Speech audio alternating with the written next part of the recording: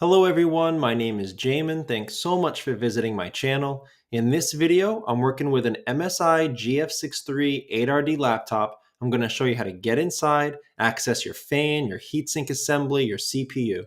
So first thing, power down the computer the correct way. Make sure it's off and unplugged from your charger. We're then going to flip the computer over to access our bottom case screws. Now there's quite a few screws on this bottom case. We're going to go around, take all the screws out. And when all the screws are out, we'll take a small, flat, preferably plastic pry tool. And I say plastic because it will scratch your case a lot less than a metal one will. We're going to go around the entire seam of our bottom case and pry it up from the rest of the computer. Now, this bottom case was especially challenging, and I take computers apart for a living. This one was a major pain in the butt. So you're going to go slow. Try not to get the pry tool too far in. You can damage some internal components.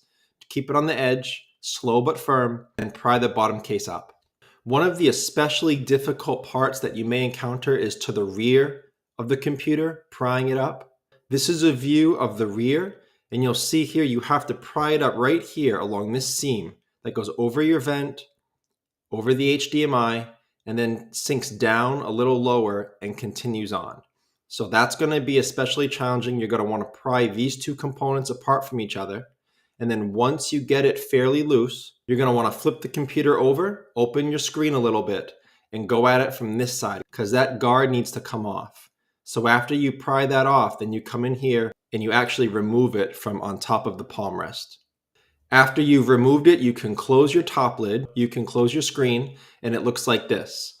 See, you pried that top part up along here, and now you've taken it up. After that part comes up, then you're going to continue to pry the bottom case off from this seam now, right above your vent, all the way down here, again above the HDMI, coming down in this direction. That was the most challenging part of getting that bottom case up. Once you do remove your bottom case, this is what you're looking at for the inside of your computer. As a general computer repair side note, whenever I'm working on a computer in my shop, it's sitting on an anti-static mat. Either that or an anti-static bracelet are great ideas to avoid damaging anything in your computer when you're working on it.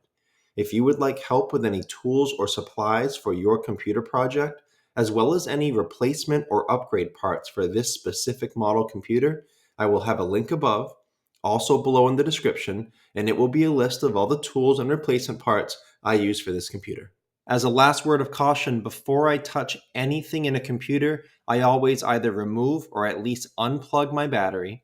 A computer is safest to work on when as little power as possible is running through it.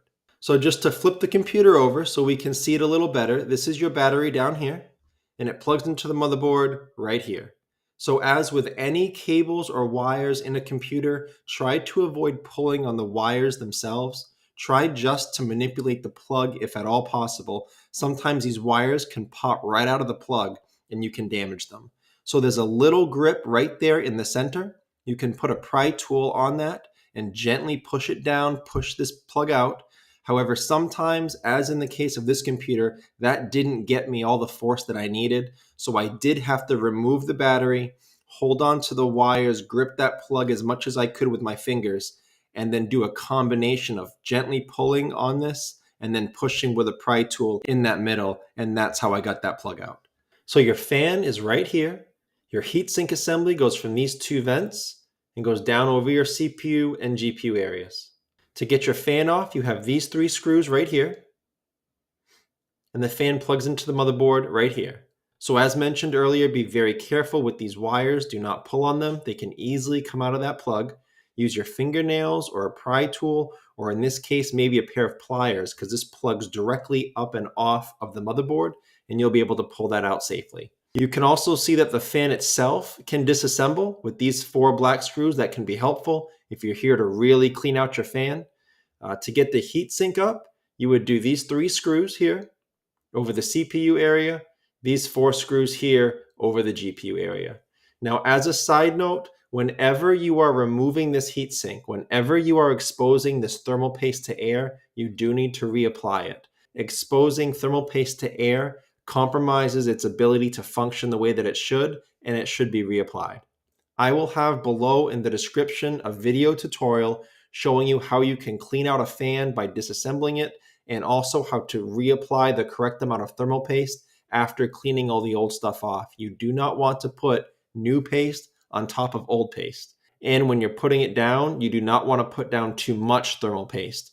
If you put down too much, it can actually lock heat in rather than facilitate its transport out. So again, I will have that video tutorial below in the description if you want some help working on that.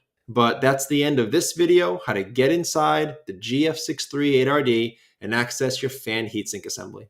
Thanks again so much for watching. Please remember to like and share if this helped you out, if you think it can help someone else out.